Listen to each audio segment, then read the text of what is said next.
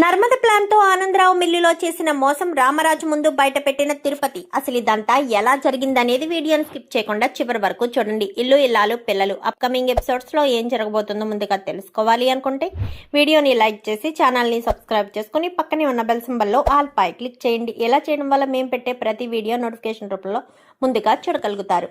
మొత్తం మీరు చూసుకున్నట్లయితే నర్మదా ప్రేమ కలిసి ఇంకా వల్లీనైతే ముప్పు తిప్పలు పెట్టి 3 చెరువుల నీళ్లైతే తాగిస్తారు. కూర్చోనివ్వరు, నించోనివ్వరు, పడుకోనివ్వరు. ఎక్కడా ఒక చోట కుదురుగా లేకుండా ఇంకా గజిబిజి చేసి గందరగోళం చేసి వల్లీనైతే ముప్పు తిప్పలు పెట్టేస్తారు.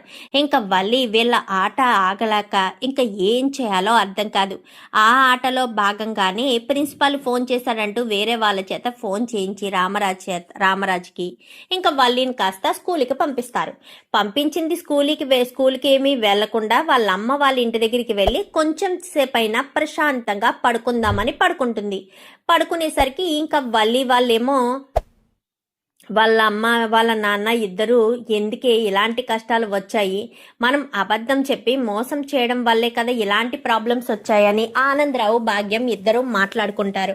అలా మాట్లాడుకున్న తర్వాత ఇంకా వీళ్ళిద్దరూ ఉంటారు కదా, ప్రేమ ఇటు నర్మద, ఇద్దరు కూడా ఇంటి దగ్గర కూర్చుని ఆలోచించుకుంటారు. ఏంటి ఈవిడ గారు స్కూల్కి వెళ్ళిందంటావా అక్క అని చెప్పాను. కానీ స్కూల్కే వెళ్ళుంటుంది కానీ డైరెక్ట్ స్కూల్కి వెళ్ళదు, ఇంటి దగ్గర చెప్తుంది స్కూల్కి వెళ్తానని. వాళ్ళ అమ్మ వాళ్ళ ఇంటికి వెళ్తుంది. ఎందుకంటే నిజానికి ఫోన్ చేసింది ప్రిన్సిపల్ సార్ కాదు కదా. వల్లి అక్క చాలా తెలివైంది ప్రేమ, మనం తెలివి తక్కువది అనుకుంటాము, తను చాలా తెలివైంది.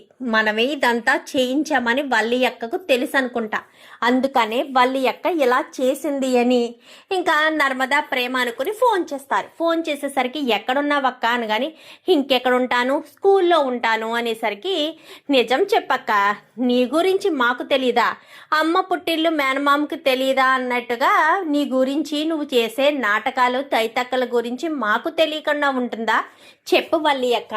ఇప్పుడే ప్రేమ ఒంట్లో ఓపిక లేక మేము మా అమ్మ వాళ్ళ ఇంటి దగ్గర రిలాక్స్ అవుతున్నాను అనగాని వల్లి అక్క రిలాక్స్ అవుతుందంట నర్మదక్క అని చెప్పనేసరికి అవునా, మరి రిలాక్స్ అయితే ఇప్పటికిప్పుడు తను ఎలా పరుగులు పెడుతుంది, ఎలా పరుగులు పెట్టుకుంటా రైస్ మిల్ దగ్గరికి వెళ్ళగలుగుతుంది, అయ్యో పాపం అని చెప్పి ఇంకా ఇద్దరు కూడా నవ్వుకుంటారు. నేనెందుకు రైస్ మిల్ దగ్గరికి వెళ్తాను ప్రేమ, అసలు నాకేం అవసరం నర్మదా అని చెప్పి ఈ దేవుడి గారు చెప్పడంతో, ఎందుకంటే నేను అక్కడికి అదే చందుబాబు గారికి నువ్వు మీ అమ్మ మాట్లాడుకున్నారే వాయిస్ రికార్డు అది పంపించేశానక్క.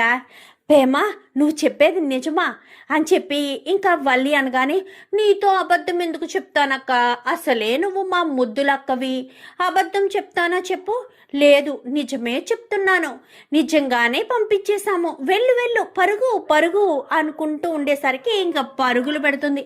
మామూలుగా కాదు, కింద మీద పడుతూ పడుతూ పడుతూ పరుగులు పెట్టుకుంటూ చందు దగ్గరికి వెళ్తుంది. వెళ్ళేసరికి ఇంకా చందు అప్పటి వరకు ఫోన్ మాట్లాడతాడు. ఫోన్ మాట్లాడి ఇలా ఫోన్ దించేసరికి ప్రేమ ఏదో వాయిస్ మెసేజ్ పెట్టిందే అని ఓపెన్ చేయబోతే వద్దు బా అనగానే నువ్వు ఉండి శ్రీవల్లి, అసలు ప్రేమ ఏం వాయిస్ మెసేజ్ పెట్టిందో చూస్తాను అని ఓపెన్ చేసేస్తాడు. సత్యేంద్రా దేవుడా, అయిపోయింది ఇంక ఈ రోజుతో నా బ్రతుకు బస్ స్టాండ్ అయిపోయింది, ఇంకా నేను బస్ స్టాండ్లో ఉండడమే అని ఇంకో ఓటగా టెన్షన్ పడిపోతూ ఉండగా అక్కడ వచ్చిన వాయిస్ మెసేజ్ని చూసి ఒక్కసారిగా సంతోషం పట్టలేక ఆశ్చర్యపోతూ అలా నిలబడిపోతుంది. ఏమీ లేదు, వచ్చేటప్పుడు ఏవో కావాలంట, వచ్చేటప్పుడు ఫోన్ చేయమని చెప్పింది అంతే. నువ్వు దేని గురించి భయపడ్డావు, దేని గురించి భయపడుతున్నావు వల్లి అంటూ ఇంకా తన భర్త అయిన చందు అడిగేసరికి ఇంకా దేని గురించి భయపడతాను, దేని గురించి లేదు అని చెప్పి ఇంకా అక్కడి నుంచి అయితే తప్పించుకుంటుంది. అమ్మయ్య ఈ ప్రేమ పంపించలేదు, కానీ ప్రేమ ఎందుకు అబద్ధం చెప్పింది, నర్మద కూడా అబద్ధం చెప్పింది. ప్రేమ నర్మద కలిసి నాతో ఆడుకుంటున్నారా, అసలు వీళ్ళకి నేను ఏం అన్యాయం చేశాను, వీళ్ళెందుకు నాతో ఇలా ఆడేసుకుంటున్నారు, ఈ విషయం అర్జెంటుగా అమ్మకు చెప్పేయాలి అని వెంటనే వాళ్ళ అమ్మకు ఫోన్ చేస్తుంది. ఏంటమ్ముడు అల్లుడు గారు ఆ వాయిస్ మెసేజ్ వినేశారా, నిన్ను చితక్కొట్టినట్టు కొట్టి ఇంటికి తీసుకొచ్చారా, అల్లుడు గారు వస్తున్నారా అంటూ తనలో తనే ఓ తెగ ప్రశ్నలు వేసుకుంటాడు. వేసుకునేసరికి రండి అంటూ ఇంకా లోపలికి పిలుస్తుంది వల్లి అయితే. ఏంటి ఇక్కడ ఉన్నారు అని చెప్పి ఇంకా చందు అయితే అనడంతో అది అది మా ఆస్తులు అన్నీ పోయాక ఇక్కడే కదా ఉంటున్నాం బాబు, మేమేదో పేదింట్లో ఉంటున్నాము, అందుకే అప్పుడప్పుడు మీ ఇంటికి వస్తున్నాము, కానీ ఆ ప్రేమకు నర్మదకు ఇష్టం లేదు అనగానే, ఇష్టం లేదని కాదండి, ఎప్పుడు పుట్టింట్లో ఎలా ఉంటారు, అయినా మీరు ఇక్కడే ఉండాలి, ఎక్కడ ఉండేవాళ్ళు అక్కడే ఉండడమే మంచిది తప్ప అమ్మ కూతురింట్లో అస్తమాను ఉండకూడదు కదండి, అది మీరే అర్థం చేసుకోవాలి, మీరేమీ చిన్నవాళ్ళు కాదు కదా అంటూ చందు కూడా కొత్త గడ్డి పెడతాడు. పెట్టేసేసరికి సరే వాళ్ళు రా, ఎంతసేపు మీ అమ్మ దగ్గరే ఉంటావు, మీ అమ్మతో మాట్లాడడమే సరిపోతుంది ఉదయం నుంచి సాయంత్రం వరకు, లేదా మీ అమ్మ చుట్టూ తిరుగుతూ ఉంటావు, మీ అమ్మ ఉంటాయి. అత్తయ్య గారు ఇలా అన్నానని మరోలా అనుకోకండి, మీకెంతో అర్జెంటు ఇంపార్టెంట్ పని ఉంటేనే మా ఇంటి వరకు రండి, లేదంటే మా ఇంటి దరిదాపుల్లో కూడా రావద్దు అని చెప్పి చందు చెప్పేసి అక్కడి నుంచి వెళ్ళిపోతాడు. వెళ్ళిపోయేసరికి ఇంకా తిరుపతి ఫోన్ చేస్తాడు నర్మదకైతే. ఫోన్ చేసేసరికి ఏంటి బాబాయ్ అని చెప్పాను కానీ, ఏం చేస్తున్నారమ్మా, ఇక్కడ ఏదో గందరగోళంగా ఉందమ్మా, ఆ వల్లి వాళ్ళ నాన్న వస్తున్నాడే కానీ నాకు అస్సలు నచ్చడం లేదు, క్యాషియర్ స్థానంలో బావ కూర్చోవలసిన స్థానంలో ఆయన కూర్చుంటున్నాడు, ఆయన కూర్చుంటే నా వల్ల కావడం లేదమ్మా, చూసి తట్టుకోవడం నా వల్ల కావట్లేదు, చందుకి బావకు చెప్పినా వాళ్ళు నా మాట వినిపించుకుంటారా, మధ్యలో ఈ వల్లి దూరిపోతుంది కదా ప్రతి విషయంలో, నేను ఏం చేయాలో అర్థం కావట్లేదమ్మా అని తిరుపతి బాధపడుతూ ఉంటాడు. ఇంకప్పుడే నర్మదైతే, బాబాయ్ నేను చెప్పినట్టు చేయి బాబాయ్, అతను ఏం చేసినా మనకు రెడ్ హ్యాండెడ్గా దొరికిపోతాడు, అతనికి చేతివాట ఉంది కాబట్టి మామయ్య గారి ముందు ఆ వీడియోని బయట పెడితే ఎలాంటి ఇబ్బంది ఉండదు, వీడియోని సెట్ చేసే బాబాయ్ అని చెప్పాను కానీ, అంటే నువ్వు అన్నట్టు సీసీ కెమెరాలు చేయించానా అని కానీ, చేయించే బాబాయ్, అది ఎప్పుడంటే వెళ్ళిపోతారు కదా అప్పుడు వచ్చి చేయమని చెప్పు, అప్పుడు అతనికి సీసీ కెమెరాలు ఉన్నాయన్న విషయం తెలీదు, అప్పుడు ఆయన డబ్బులు తీయడానికి తన చేతులు గురగరలాడుతూ ఉండడంతో డబ్బులు తీసి తను దాచిపెట్టుకుంటాడు, అది వీడియో చూపిస్తే చాలు మామయ్య గారి ముందు వాళ్ళు తల దించుకుని ఉండాల్సిందే. సరేనమ్మా, ఈ రోజు రాత్రికే వెళ్ళి ఆ పని పూర్తి చేసుకుని వస్తాను, మరి డబ్బులు భావన అడగనా అనగాని, వద్దు బాబాయ్, ఆ అమౌంట్ ఎంత అవుతుందో చెప్పండి, నేనే అమౌంట్ ఇస్తాను, మళ్ళీ మామయ్య గారిని అడిగితే సీసీ కెమెరాలు ఎప్పుడు వేయించారు ఏంటి అంటూ అడుగుతారు, మళ్ళీ ఆ విషయం వల్లి అక్కకు తెలిసిపోయింది అనుకోండి, వీళ్ళు అసలు ఏం చేయాలనుకుంటున్నారన్న విషయం మనం బయట పెట్టలేము కదా అని నర్మది చెప్పడంతో, అవునమ్మాయి నువ్వు చెప్పింది నిజమే అని తిరుపతి అంటాడు. ఇంకా రైస్ మిల్ వర్క్ అయిపోయిన తర్వాత నువ్వు రావా మామ అనగాని, నాకు చిన్న పనుందిరా, నువ్వు వెళ్ళు, ఆ తాళాలు ఇటు ఇచ్చేసి వెళ్ళు, నేను లాస్ట్లో వస్తాను అనగాని, సరే బాబాయ్ అని, సరే మామయ్య అని చెప్పి తాళాలు ఇచ్చేసి వెళ్తాడు. వెళ్ళేసరికి నర్మద చెప్పిన చోటికి వెళ్ళి అక్కడ ఒక సీసీ కెమెరాలు ఫిట్ చేసి అతనికి నర్మద ఫోన్ మాట్లాడుతూ ఇవ్వడంతో అతనితో నర్మద మాట్లాడుతుంది. ఇలాగని చెప్పనేసరికి ఓకే మేడం అని చెప్పి ఇంకా సీసీ కెమెరాలు ఇంచుమించుగా ఒక 4-5 వేయిస్తారు. అక్కడక్కడ సీసీ కెమెరాలు వేయించేసరికి మరుసటి రోజు ఉదయాన్నే టింగు రంగం అంటూ వచ్చేసేసరికి ఇంకా ఒక పెద్ద ఆయన, అంటే ఎప్పుడు ఎక్కువ ఆర్డర్లు తీసుకుంటారు కదా ఆయన వచ్చి సరాసరి రామరాజు సీట్లో కూర్చుంటాడు. ఆనందరావు అయితే ఎక్కువ ఆర్డర్ తీసుకెళ్లి డెలివరీ తీసుకెళ్లి ఆయన వచ్చి 10 లక్షల రూపాయలు ఇచ్చి సరుకు మొత్తం తీసుకువెళ్తూ ఉంటాడు. ఆ 10 లక్షల రూపాయలు డెస్క్లో పెట్టినట్టే పెట్టి ఆ కట్టలోంచి ఒక ఇంచుమించుగా ఒక 50,000 వరకు కాగితాలు తీసేసి తన పై వేసుకొచ్చాడు కదా పైజామాలో చుట్టేయడం అంతా కూడా సీసీ కెమెరాకు కనిపిస్తుంది. అది సీసీ కెమెరా ఎంత దగ్గర డిస్టెన్స్ లో పెడతారో అసలు గుడ్డోడు చూసుకోడు సీసీ కెమెరా ఉందన్న విషయం. అంటే యాక్చువల్గా సీసీ కెమెరాలు లేవు కదా అన్న ధైర్యంతో ఇంకా ఒక 50,000 వరకు అమౌంట్ తీసి ఈ అమౌంట్ని కాస్త తన దగ్గర పెట్టుకుని మిగిలినవన్నీ కూడా, అంటే మిగిలిందంతా కూడా అక్కడ పెట్టేసి తాళం మామూలుగా పెట్టేసేసరికి అది ఇంకా ఏం పట్టుకోడు, మిగిలినవన్నీ కూడా డబ్బులు ఇవ్వడం తీసుకోవడం అంతవరకు బాగానే ఉంటుంది. ఇంకా అంతా అయిపోయిన తర్వాత లాస్ట్లో చందు వచ్చి క్యాష్ లెక్క పెడుతూ ఉంటాడు. లెక్క పెట్టేసరికి అవును ఆయన వచ్చి ఇచ్చింది 10 లక్షలు కదా, మరి ఇందులో 9,50,000 ఉందేంటి అని ఇంకా చందు అయితే వాడిని నిలదీస్తాడు. అదేంటి అల్లుడు నన్ను అంటున్నావు? ఆయన 10 లక్షలు అని చెప్పి ఇచ్చాడు, ఆయన ఇవ్వలేదేమో, ఇవ్వకుండా ఇచ్చాను అని చెప్తున్నాడేమో, అలా ఎందుకు అనుకోకూడదు అనగానే లేదు, అలా మాత్రం మాట్లాడద్దు. ఆయన ఎప్పుడూ నీతి నిజాయితీకి పెట్టింది పేరు. ఆయన ఎప్పుడూ అలాంటి బుద్ధి పొరపాటు చేయరు. ఏదో జరిగింది. ఒరే చందు, ఆ డబ్బులు దేనికైనా తీసావేమో చూడు అని రామరాజు అయితే అంటూ ఉంటాడు. అంటూ ఉండేసరికి ఇంకా ప్రేమ నర్మద ఇద్దరు కూడా రైస్ మిల్కి వచ్చే సమయం దగ్గర పడిందని ఫోన్ చేస్తాడు తిరుపతి అయితే. అమ్మ ఓ ప్రేమ, నర్మదా ఇద్దరు కూడా రావాలి అనగానే సరే బాబాయ్ మేము వచ్చేస్తున్నామని వాళ్ళిద్దరు కూడా బయలుదేరతారు. బయలుదేరేసరికి వల్లిని కూడా రమ్మని చెప్పారు కదా, సో వల్లి కూడా వస్తుంది. అది ఎందుకు వస్తుందో అని నార్మల్గానే వచ్చేస్తుంది. ఇంత తతంగం జరుగుతుందన్న విషయం తెలియదు కదా. ఇదేంటిది మామయ్య గారు నాన్నని ఇలా కూర్చోబెట్టి మరి తలకి ఏదో కిరీటం చుట్టినట్టుగా చుడుతున్నారు, అసలు ఎందుకు ఇదంతా నాకేమీ అర్థం కావట్లేదు అని చెప్పాను. కానీ కొంచెం సేపు ఆగమ్మ వల్లి, నీకు ఫుల్ క్లారిటీగా అర్థమవుతుంది అని మొత్తం అంతా కూడా వాడిని సిద్ధం చేస్తారు. అంటే బలిచ్చే ముందు మేకని ఏ రకంగా సిద్ధం చేస్తారో ఆ రకంగా సిద్ధం చేస్తారు. సిద్ధం చేసిన తర్వాత ఇటు వల్లి అటు ప్రేమ నర్మద మొత్తం ముగ్గురు కూడా వచ్చేస్తారు. వచ్చేసేసరికి ఏంటండి అర్జెంటుగా రమ్మని చెప్పావు బావా అని చెప్పాను. కానీ ఇందులో ఈ 50,000 కనిపించట్లేదు, మీ నాన్నని అడుగుతుంటే నాకు తెలీదు అని అడుగుతున్నాడు, ఏం చేయాలో నాకు తెలియడం లేదా అంటూ చందు చెప్పడంతో అవునమ్మా మీ నాన్న తప్ప ఎవరు క్యాష్ కౌంటర్ దగ్గర లేరు అనగానే అచ్చు బాబోయ్ అదేంటి మామయ్య గారండి, మా నాన్న తీశాడు అని అంటున్నారా మామయ్య గారండి అంటూ ఇంకా వల్లి ఓ తెగ బొడబొడ రాగాలు తీసేస్తూ ఉంటుంది. మామయ్య గారు అలా అనలేదు అక్క అంటూ నర్మద ఎంట్రీ ఇచ్చేసరికి ఒక్కసారిగా షాక్ అవుతుంది. అచ్చు బాబోయ్ ఇదేంటి నర్మద ఇప్పుడొచ్చింది, అయినా నర్మద ప్రేమ ఇప్పుడు ఇక్కడికి ఎందుకు వచ్చినట్టు, ఏ ఉద్దేశంతో వచ్చినట్టు, అసలు ఇక్కడికి రావాల్సిన అవసరం లేదే, ఎందుకు వచ్చారు అని కంగారు పడుతూ ఉంటుంది. కంగారు పడుతూ ఉండేసరికి వాళ్ళ నాన్న వంక చూడడంతో ఏంటి నాన్న తీసావా అని సైగ చేయడంతో తీసానమ్మా అని చెప్తాడు. చెప్పేసరికి ఒక్కసారిగా వల్లి షాక్ అవుతుంది. ఇప్పుడు 50,000 రూపాయలు తీసేశాడు, ఇప్పుడు 50,000 తీసింది నాన్నేనన్న విషయం బయట పడిందనుకో, ఇంకా నాన్నను మళ్ళీ రైస్ మిల్లో అడుగు పెట్టనివ్వరు. అసలు నాన్నకి ఎలాంటి పాడుబుద్ధి ఏంటో చిచ్చి అని ఇంకా వల్లి అయితే ఏం మాట్లాడకుండా సైలెంట్గా ఉంటుంది. బాబాయ్ మీరు చూడండి ఆ డబ్బులు ఎక్కడ పెట్టారో ఏంటో అని మొత్తం అంతా వెతికేసరికి ఎక్కడికక్కడే ఉంటాయి, అన్నీ సరిపోతాయి. కానీ ఆ కట్టలో మాత్రం 10 లక్షలు ఉండాల్సిన ఒక బండెలు దాంట్లో మాత్రమే 50,000 తగ్గుతాయి.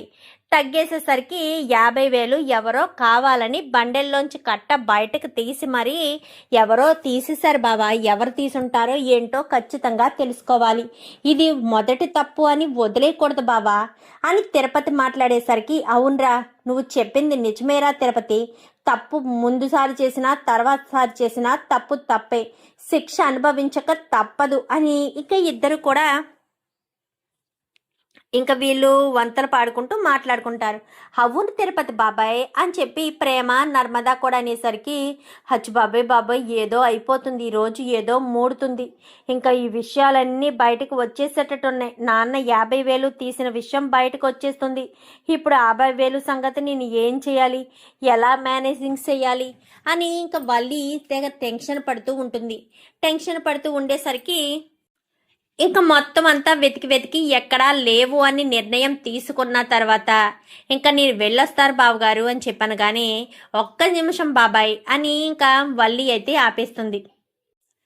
సారీ నర్మద అంటుంది. నర్మద అనేసరికి అదేంటమ్మాయి ఇక్కడ 50,000 నేను తీయలేదని తెలుస్తుంది కదా, నేనైతే ఏమీ తీయలేదు, మరి ఎలా పోతాయో నాకేం తెలుసు, ఏ బావగారు ఇంకా నేను వెళ్ళొస్తాను అనగాని వదిలేసే అమ్మ నర్మదా అని చెప్పాను. కానీ ఒక్క నిమిషం మావయ్య గారు ఒక్క నిమిషం అని రామరాజుని ఆపేసరికి సరే రామరాజు అంటాడు ఉండండి ఒక్క నిమిషం బావగారు, నర్మద ఎందుకో ఆగమని చెప్తుంది కదా అని చెప్పనేసరికి బాబాయ్ ల్యాప్టాప్ ఎక్కడా అని చెప్పి తిరుపతిని అడుగుతుంది.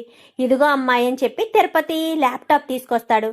అదేంట్రా తిరుపతి ల్యాప్టాప్ ఎప్పుడు కొన్నావు అయినా మన రైస్ మిల్లులో ల్యాప్టాప్ లేదు కదా తిరుపతి అని రామరాజు అనడంతో నేనే కొనమని చెప్పాను మామయ్య గారండి. నువ్వు కొనమన్నావా? ఎందుకమ్మా నర్మద, ఎందుకు ల్యాప్టాప్ కొనమన్నావు?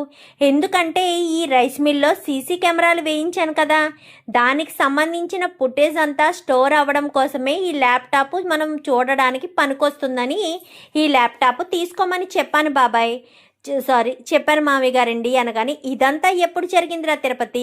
ఈ విషయాలేమీ ఎవరికీ చెప్పలేదులేండి మామయ్య గారు. సీసీ కెమెరాలు ఉన్నాయా? అసలు ఈ రైస్ మిల్లులో సీసీ కెమెరాలు ఎప్పుడు పెట్టారు, ఎప్పుడు పెట్టించారు, ఈ విషయాలేమీ నాకు తెలియదే అని వల్లి కంగారు పడిపోతూ ఉంటుంది. ఇంకా ఈ ఆనందరావు కూడా కంగారు పడుతూ ఉంటాడు. చందు అయితే నాకు తెలియదు నాన్న అనగానే, లేదు బావా, ఎవరికీ చెప్పొద్దని నర్మద చెప్పింది. సీసీ కెమెరాలు ఉన్నాయి అన్న విషయం తెలిస్తే ముందుగా వాళ్ళు జాగ్రత్త పడిపోతారు కదా. తప్పు చేసేవాళ్ళు మనకి ఎలా దొరుకుతారు మామయ్య గారు? తప్పు చేసేవాళ్ళు మనకు దొరకాలి అంటే ఖచ్చితంగా మనం అవి ఉన్నాయి ఇవి ఉన్నాయి అని చెప్పకూడదు కదా మామయ్య గారు. అందుకే ఆ అమౌంట్ సీసీ కెమెరాలకి ల్యాప్టాప్కి దానికి సంబంధించిన అమౌంట్ అంతా కూడా నేనే ఇచ్చాను మామయ్య గారు అనేసరికి, ఇలా ఇవ్వు బాబాయ్ అనగానే ల్యాప్టాప్ కాస్త తీసి చూస్తుంది. తీసి చూసేసరికి ఇక్కడ ఉన్న కెమెరా నెంబర్ ఎంత బాబాయ్ అనగానే, కెమెరా నెంబర్ 4 అమ్మా అని చెప్పనగానే అని తిరుపతి ఎప్పుడైతే చెప్తాడో వెంటనే నర్మద కెమెరా నెంబర్ 4 ఓపెన్ చేసి చూస్తూ ఉంటుంది. చూస్తూ ఉండేసరికి, ఇలా రండి మామయ్య గారు అని చెప్పి ఇంకా అందరినీ పిలవడంతో ముందు నర్మద కూర్చుని అంటే ఒక టేబుల్ దగ్గర కూర్చుని ఉంటుంది. వెనకాల అందరూ కూడా వెళ్తారు. వెళ్ళడంతో, ఈయనేనా బాబాయ్ 10 లక్షలు తీసుకొచ్చి ఇచ్చింది అనగానే, అవునమ్మా ఈయనే తీసుకొచ్చి ఇచ్చాడు అని 10 లక్షలు కాస్త తీసుకొచ్చి ఇవ్వడంతో అవన్నీ కూడా తీసుకుని లోపల పెట్టుకుంటారు. లోపల పెట్టుకున్న తర్వాత ఇంకా అటు ఇటు దిక్కులు చూసి ఆనందరావు ఒక కట్ట బయటకు తీసి అందులోంచి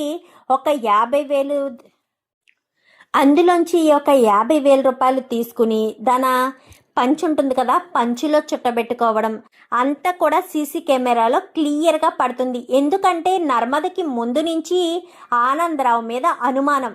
వల్లి వాళ్ళ కుటుంబమే మోసగాళ్ళ కుటుంబం అని తనకి ముందు నుంచి అనుమానమే కాబట్టి వాళ్ళే ఏదో ఒకటి చేస్తారు అన్న ఉద్దేశంతో ఆ టేబుల్ దగ్గర కెమెరా మాత్రం చాలా జూమ్లో పడాలి. అక్కడ మాత్రం ఎంత దగ్గరలో ఏదైనా యాక్షన్ జరుగుతుంటే జూమ్కి వచ్చి మరీ రికార్డ్ చేసేటట్టు పెట్టించు బాబాయ్ అనగానే, అవన్నీ నాకు తెలియదమ్మా అని చెప్పి తిరుపతి అనేసరికి డైరెక్ట్గా అతనితో నర్మదే మాట్లాడి మొత్తం వివరించి మొత్తం చెప్తుంది. చెప్పేసరికి అలాంటి కెమెరా పెడతారు అక్కడ. అలాంటి కెమెరా పెట్టడంతో వీడు చేసే ప్రతి చిన్న పని ప్రతిసారి డబ్బులు తీసుకోవడం, తీయాలా వద్దా అని చూడడం.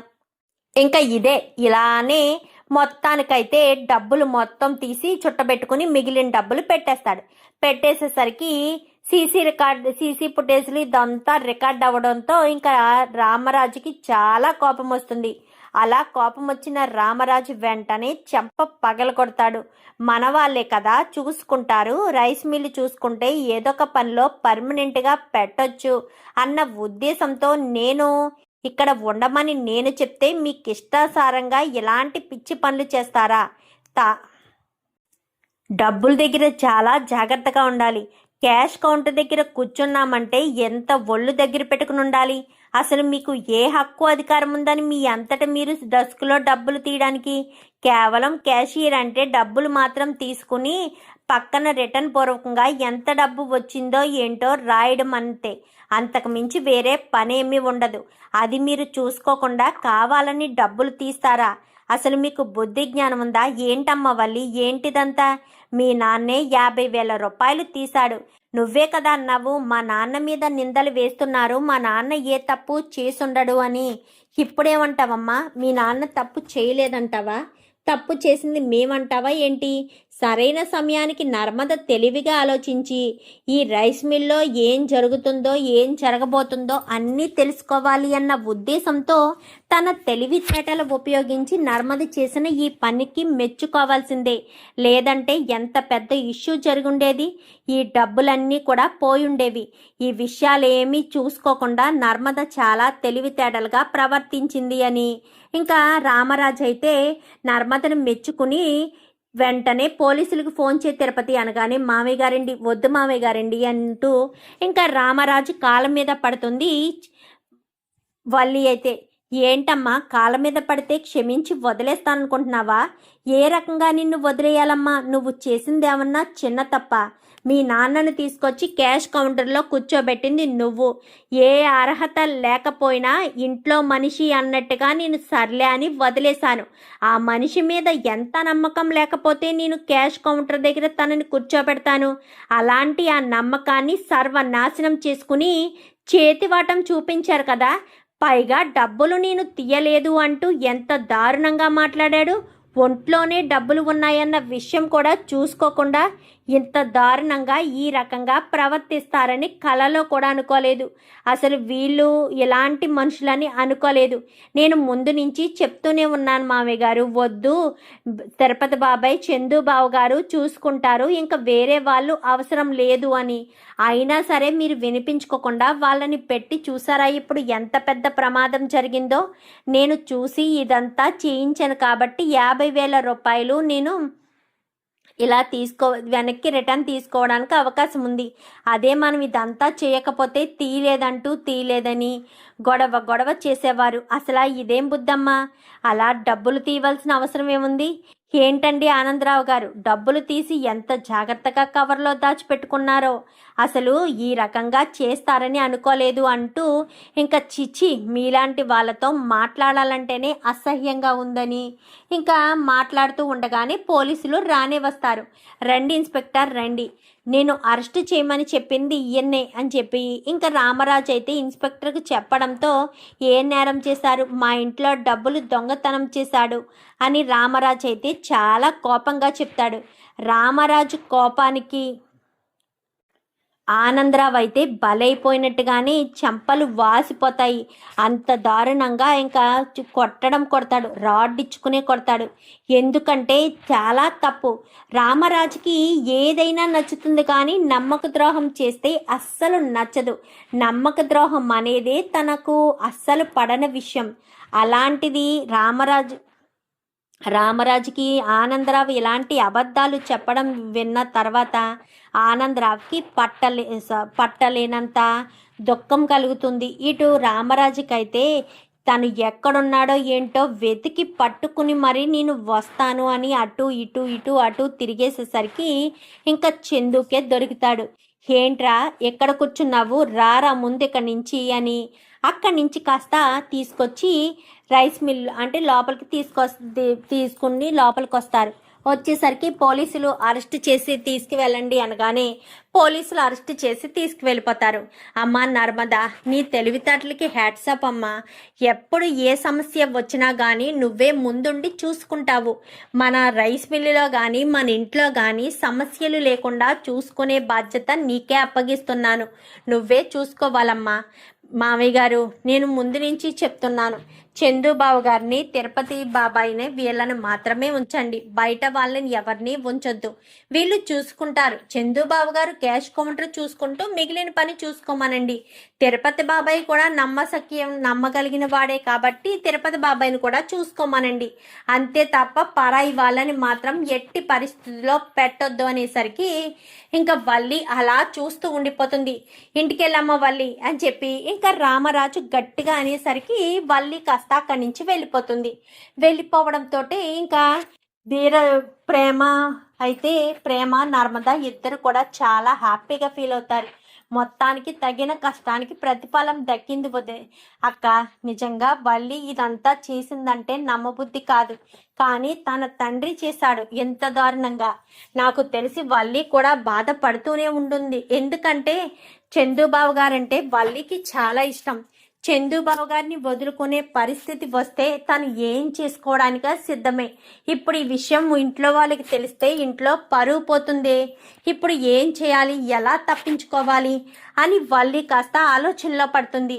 ఇంకా జైలుకి తీసుకువెళ్ళిపోయిన ఆనందరావు దగ్గరికి భాగ్యం వెళ్ళగానే, ఏమైందండి, ఏం జరిగింది అనగాని, ఏముంది, అక్కడ దొరికిపోయాను, 50,000 రూపాయలు తీసి అడ్డంగా దొరికిపోయాను అని ఇంకా ఆనందరావు చెప్పేసేసరికి 50,000 తీసి దొరికిపోవడం ఏంటి?